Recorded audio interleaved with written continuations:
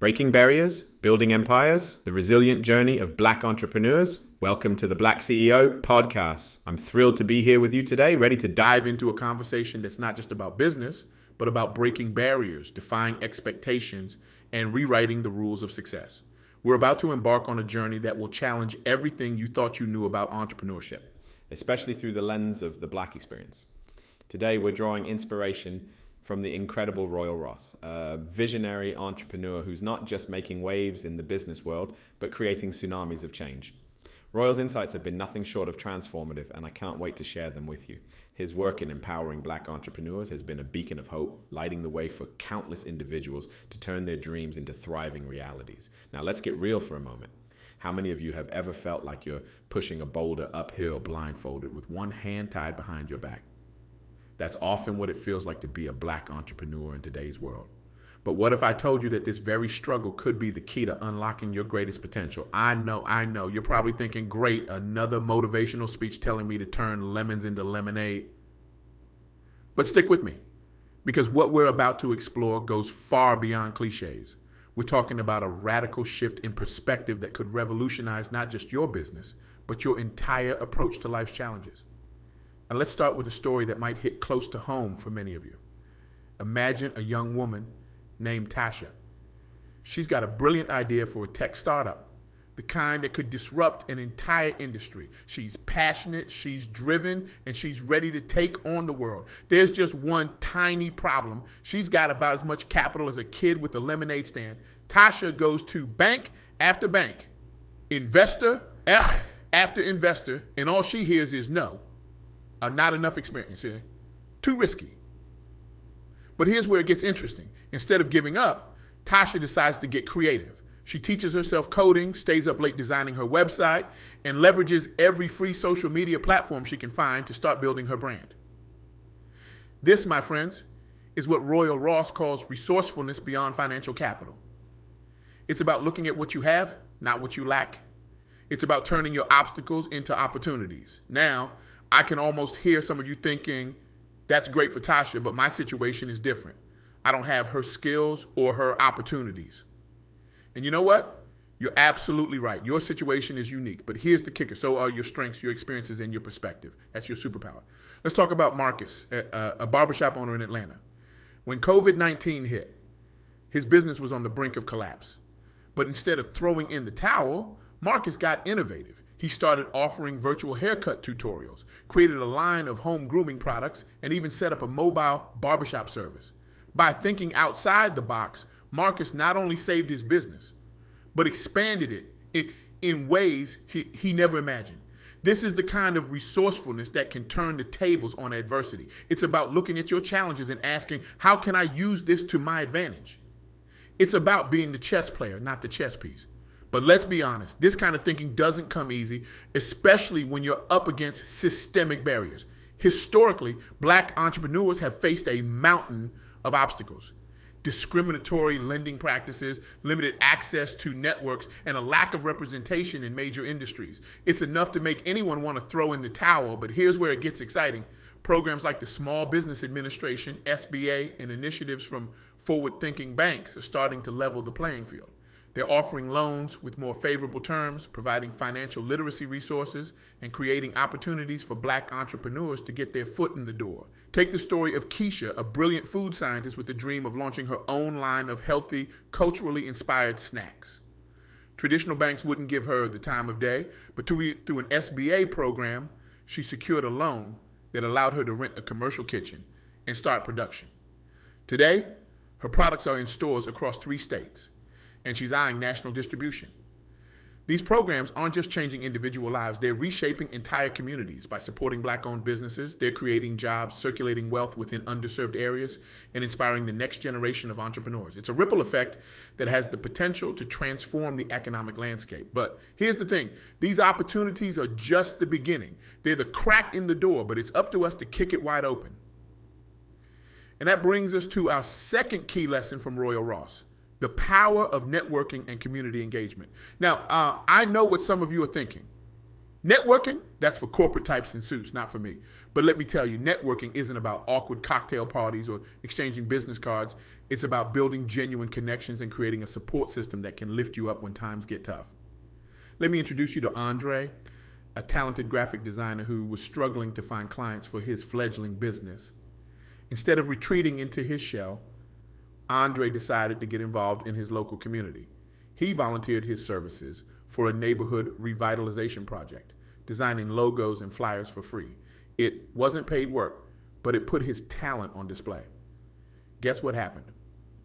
One of the project organizers was so impressed with Andre's work that he recommended him to a friend who owned a marketing agency. That connection led to a steady stream of freelance work, which eventually allowed Andre to land his dream job as a creative director.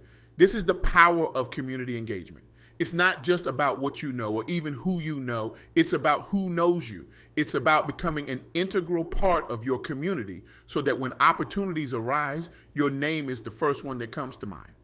But community engagement goes beyond just finding clients or job opportunities.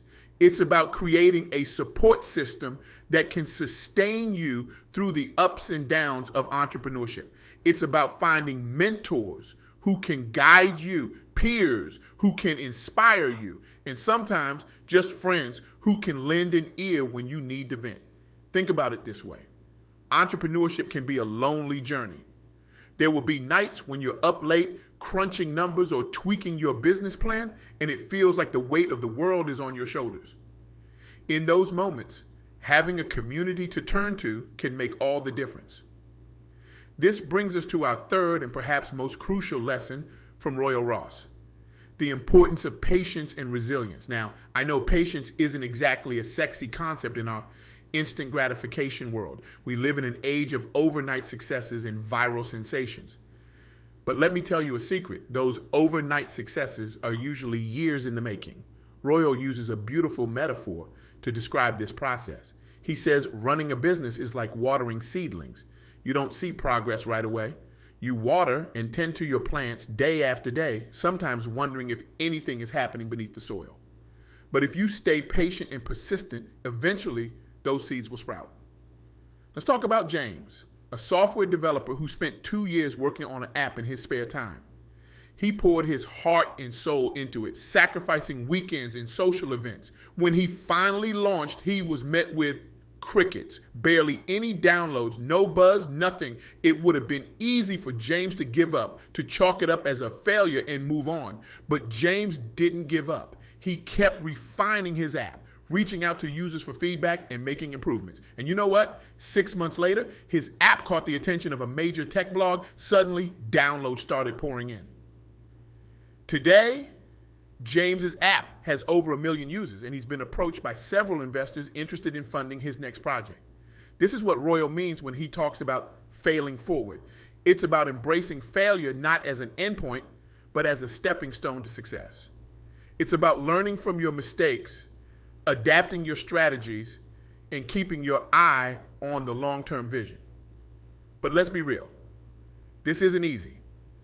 There will be days when giving up seems like the most attractive option, days when you question every decision you made, days when the challenges seem insurmountable. And that's okay, that's normal. That's part of the journey. The key is to develop what psychologists call a growth mindset. This is the belief that your abilities can be developed through dedication and hard work. It's about viewing challenges as opportunities for growth rather than insurmountable obstacles. Entrepreneurs who embrace this mindset are more likely to persevere in the face of setbacks. They're more likely to seek out feedback, learn from criticism, and continuously improve their skills and strategies. This resilience and adaptability are crucial in the ever-changing world of business. Take the story of Lisa, a chef who opened her first restaurant just months before a global pandemic hit. Talk about bad timing, right? But instead of throwing in the towel, Lisa pivoted. She transformed her fine dining menu into gourmet meal kits that people could prepare at home. She started hosting virtual cooking classes. She even turned her restaurant's parking lot into a drive-in movie theater with food service. Was it easy? Absolutely not. There were sleepless nights tough decisions in moments of doubt. But Lisa's ability to adapt, to stay resilient in the face of unprecedented challenges, not only saved her business, but opened up new opportunities she had never considered before. This is the power of resilience. It's not about never falling. It's about how quickly you can get back up. It's about maintaining your focus and determination, even when the path ahead seems unclear. As we wrap up, I want to leave you with a call to action. The insights we've gained from Royal Ross Resourcefulness Beyond Financial Capital, the power of community engagement, and the importance of patience and resilience are not just theoretical concepts. They are practical tools that you can start implementing in your entrepreneurial journey today. So here's my challenge to you. Choose one area where you can be more resourceful. Maybe it's learning a new skill to save on business expenses or finding creative ways to market your product without a big budget. Identify one way you can engage more deeply with your community. Perhaps it's volunteering your expertise for a local event or collaborating with other small businesses in your area. And finally, commit to embracing a growth mindset. The next time you face a setback, ask yourself, what can I learn from this? Remember, your journey as an entrepreneur, especially as a young Black business owner, may not be easy. There will be obstacles. There will be setbacks. But armed with resourcefulness, community support, and unwavering resilience, you have the power to overcome any challenge that comes your way. As you leave this talk today, I want you to carry with you the words of Royal Ross. Success is not about avoiding obstacles. It's about having the focus and desire to stay the course no matter what comes your way. Your dreams are valid. Your aspirations are achievable. And with persistence, creativity, and resilience, you have the power to turn your entrepreneurial vision into reality. But more than that, I want you to remember this.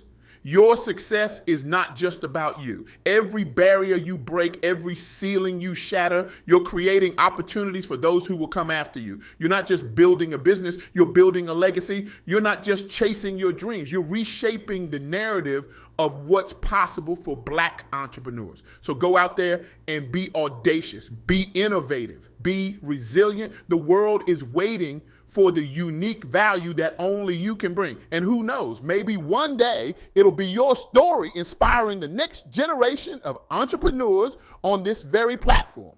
Thank you for your time, your attention, and most importantly, for daring to dream big. Now go out there and make it happen. The future is yours to shape. And I, for one, can't wait to see what you'll create. Let's make some noise, break some barriers, and build some empires.